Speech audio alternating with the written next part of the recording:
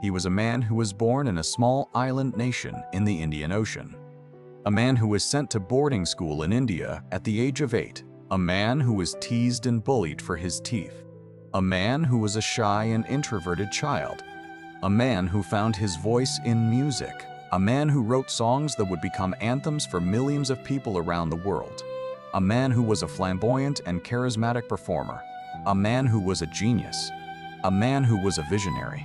A man who was able to create some of the most iconic and influential music of the 20th century. But he was also a man who was deeply private. A man who was a victim of his own success. A man who was plagued by loneliness. A man who was a prisoner of his own image. A man who was hiding a secret that he could not share with the world. A man who was dying of a disease that was stigmatized and misunderstood. A man who used his final days to make a statement about his life and his legacy.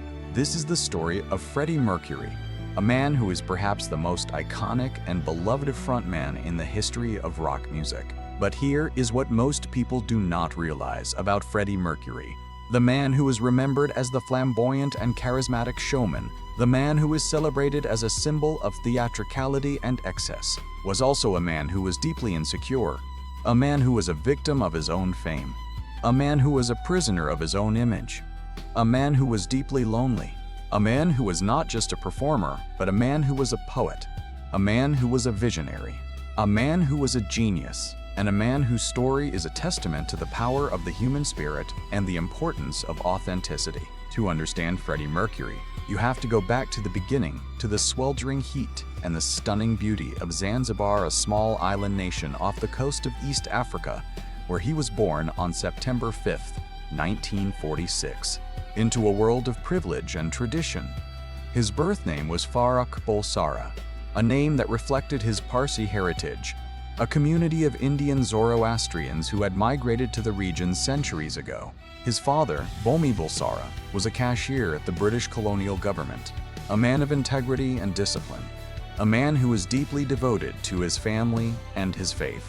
His mother, Jair Bulsara, was a woman of warmth and humor, a woman who was the anchor of his life. He was a boy who was born into a world of contrasts, a world of ancient traditions and modern influences, a world of British colonialism and African cultures. He was a boy who was deeply influenced by the music of his time, a boy who was a fan of the opera, a boy who was a fan of the rock and roll of the 1950s. He was a boy who was a prodigy, a boy who could play the piano before he could read, a boy who was a natural performer. In 1954, when he was 8 years old, he was sent to boarding school in India, a common practice among the Parsi community. It was a difficult experience for a shy and introverted child. He was teased and bullied for his teeth, which were prominent and which he was self-conscious about. He was a boy who was different, a boy who was a dreamer, a boy who was a dreamer, a boy who was a musician. He found solace in his music, and he began to develop his skills as a pianist and as a singer. He also began to develop his own unique style, a style that was both theatrical and powerful.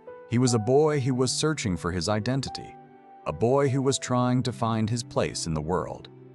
He was a boy who was determined to be a star. In 1964, his family fled Zanzibar due to a revolution that was sweeping through the island, and they settled in London, a city that was a center of the music industry.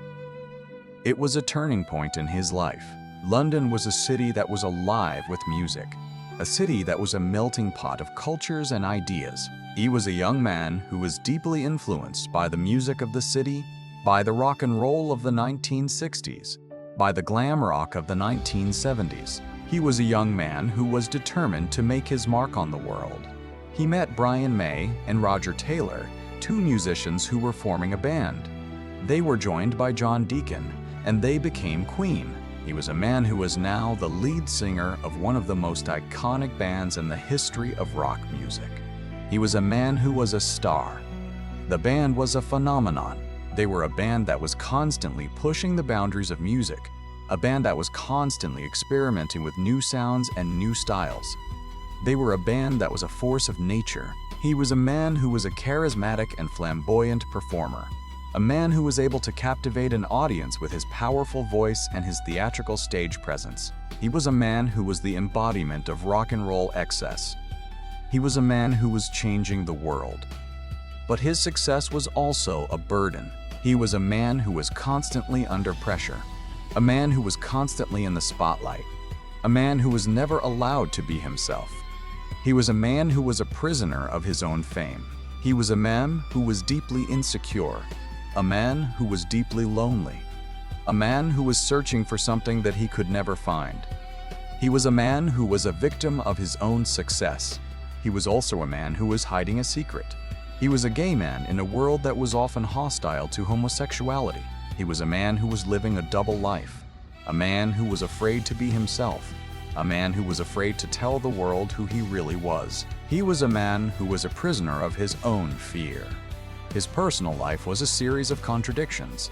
He was a man who was deeply private, a man who was a recluse, a man who was often lonely.